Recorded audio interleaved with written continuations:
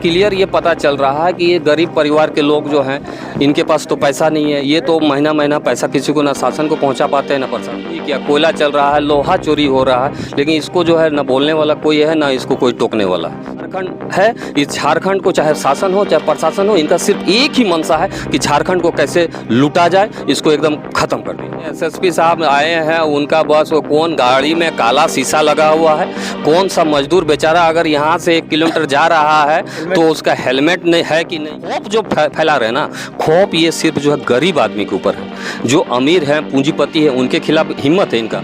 गरीबों के लिए आज के डेट में कोई नहीं है। शासन प्रशासन सब जो है पूंजीपति वर्ग का गुलाम बन चुका है। आपके पास पैसा है तो आपके पॉकेट में जो है विधायक भी है, सांसद भी है, एसएसपी भी है, डीसी भी। सारे विधायक है धनबाद जिला में।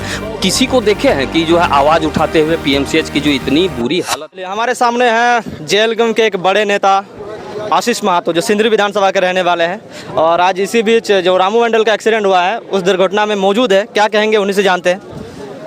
देखिए, आज लोग जो है स्वतंत्रता दिवस पे आज़ादी का जश्न मना रहे हैं, और इसी बीच एक ऐसी दुखद घटना हो जाती है जिसमें एक परिवार जो है मातम मना रहा है। और देखने को ऐसा मिल रहा है कि जो है ना शासन ना प्रशासन उस पीड़ित परिवार के साथ खड़ा है। ऐसा लग रहा है कि जो शासन और प्रशासन पूरी तरह से जो है जिनके द्वारा ये घटना किया गया है उनके संरक्षण में खड़ी है। तो बड़ा दुर्भाग्य झारखंड का देख के बड़ा ताजुब होता है। और हमको लगता है कि इस आसपास में लगभग जो है लोगों का जो है ट्रैक्टर ओनर ज़्यादा है, तो वो भी एक मसला है। लेकिन जो पीड़ित परिवार है जिसका साथ ये घटना घटी है, तो कम से कम उसको जो है उचित मुआवजा मिलना चाहिए। अगर मान लीजिए ये किसी बड़े नेता रहते या कि इसके परिवार कोई नेता गण रहते, तो क्या इस तरह से ये लावारिस की तरह 6:30 बजे से लाश पड़ा रहता? बिल्कुल नहीं पड़ा रहता। अगर ये कोई बड़े नेता, क्या बड़े नेता छोड़िए, अभी देखिए, अभी कोई भी हो, शासन हो चाहे प्रशासन हो, जो है वो सब जो है पूंजीपतियों के हाथों जो है बिके हुए हैं।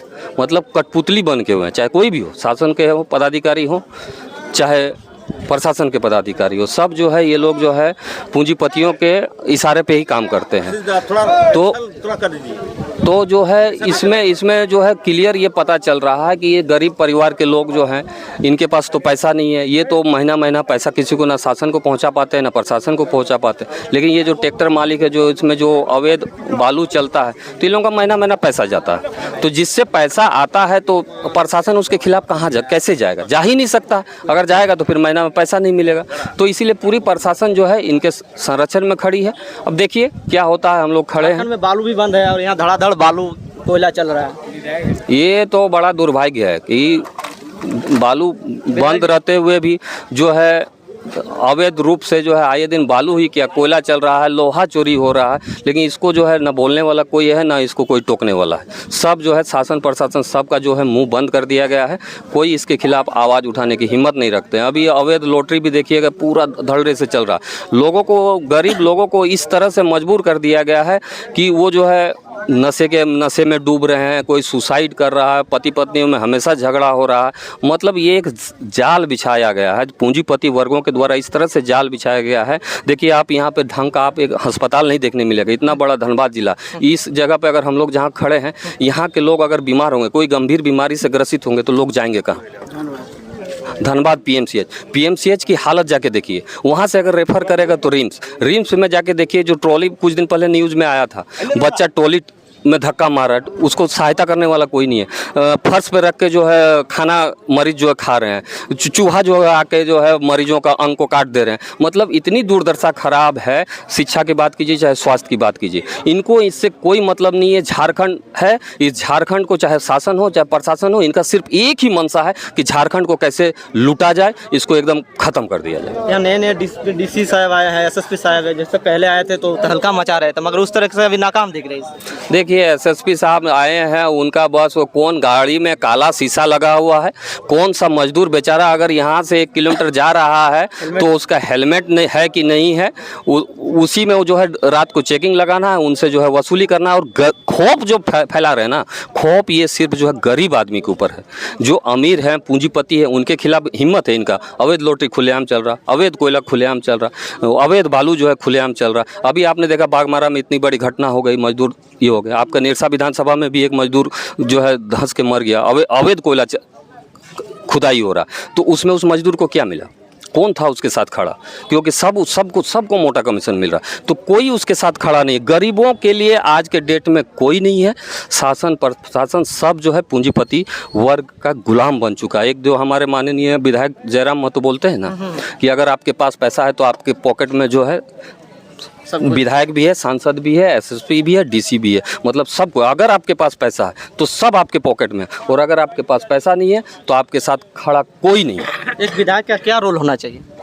देखिए, विधायक एक बहुत बड़ा चीज़ होता है। विधायक अगर चाह ले तो कोई भी अवैध काम इस जगह पे नहीं चल सकता, चाहे कोई भी विधानसभा हो, उसके कार्य क्षेत्र में कोई भी अवैध नहीं चल सकता। उनका काम देखिए, उनका काम है आप शिक्षा के स्तर को आगे बढ़ाइए, स्वास्थ्य की सुविधा। यहाँ जो सांसद हैं, जो विधायक हैं, इतने सारे विधायक हैं धनबाद जिला में, किसी को देखे हैं कि जो है आवाज़ उठाते हुए पीएमसीएच की जो इतनी बुरी हालत है, मैं तो रोज़ देखता हूँ, गरीब लोग इलाज के अभाव में मर जा रहे हैं, किसी को कोई मतलब नहीं है। मतलब यही पब्लिक अगर विधायक के पास जाएंगे तो उसका कोई वैल्यू नहीं रहता, मगर वोट के टाइम इसी पब्लिक के घर में आते हैं वोट मांगने के लिए। देखिए, इसमें जनता की भी गलती है। जनता जो है समझती नहीं है, सही मुद्दे पे वोट नहीं करती है।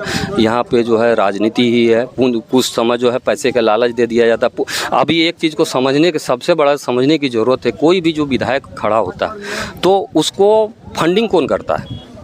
फंडिंग वही कोयला चोर, वही लोहा चोर, वही बालू चोर उस विधायक को फंडिंग करता है, वही अवैध धंधा करने वाला उसको फंडिंग करता है। तो और वो पैसा वो जो है जनता के बीच बांटता है। तो अगर उसके पैसे से वो जीता है तो उस विधायक की औकात है उस अवैध कारोबारियों के खिलाफ मुंह खोलने की?